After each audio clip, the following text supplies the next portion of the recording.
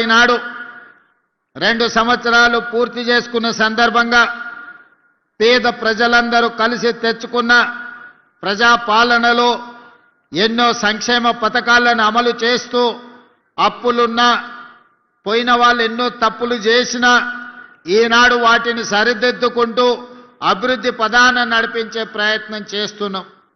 ఈరోజు ముఖ్యంగా రంగారెడ్డి జిల్లాలో ఉన్న మున్సిపల్ ఎన్నికలకు సంబంధించి ఈరోజు రంగారెడ్డి జిల్లా ప్రజల్ని నేను ఆలోచన చేసి నిర్ణయం తీసుకోమని విజ్ఞప్తి చేస్తున్నా. అది కొడంగల్ నియోజకవర్గంలో ఉన్న 3 మున్సిపాలిటీలు కావచ్చు, తాండూరు నియోజకవర్గంలో ఉన్న మున్సిపాలిటీలు కావచ్చు, పరిగిలో ఉన్న మున్సిపాలిటీలు కావచ్చు, వికారాబాద్, చేవెళ్ళ, మహేశ్వరం, అదేవిధంగా మనకు మేడ్చల్, మల్కాజ్గిరిలో ఉన్న మున్సిపల్ ఎన్నికల్లో పోటీ చేస్తున్న అభ్యర్థులను అక్కడి ఓటర్లందరినీ ఆలోచన చేయమని నేను ఈరోజు మీ అందరికీ విజ్ఞప్తి చేస్తున్నా.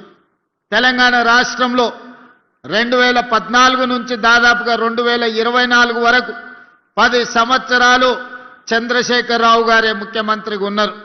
వారి కుమారుడు తారక రామారావు గారే మున్సిపల్ శాఖ మంత్రిగా ఉన్నారు. అదేవిధంగా కేంద్రంలో నరేంద్ర మోడీ గారు 3వసారి ప్రధానమంత్రి అయిండు. 12 సంవత్సరాల నుంచి ప్రధానమంత్రిగా కొనసాగుతున్నాడు.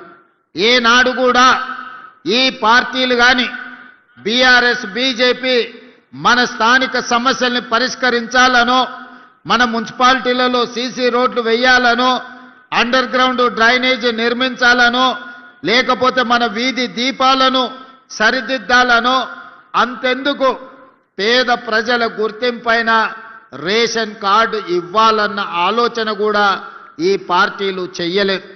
ఇవాళ వార్డు మెంబర్ అయినా, సర్పంచ్ అయినా, మున్సిపల్ ఎన్నికలైనా భారతీయ జనతా పార్టీ నాయకులు మా మోడీ గారిని చూసి ఓటేయండి అని అడుగుతున్నారు.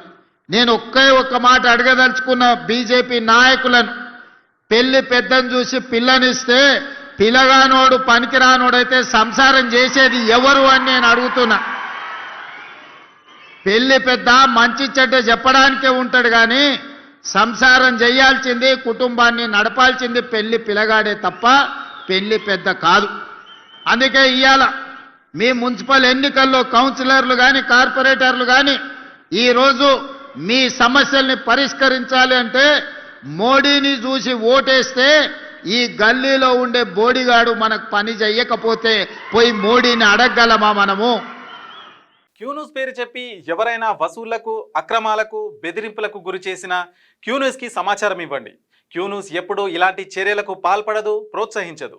క్యూన్యూస్ ఎల్లప్పుడూ ప్రజా గొంతుకగా ప్రజల సమస్యల కోసం నిరంతరం పోరాడుతుంది.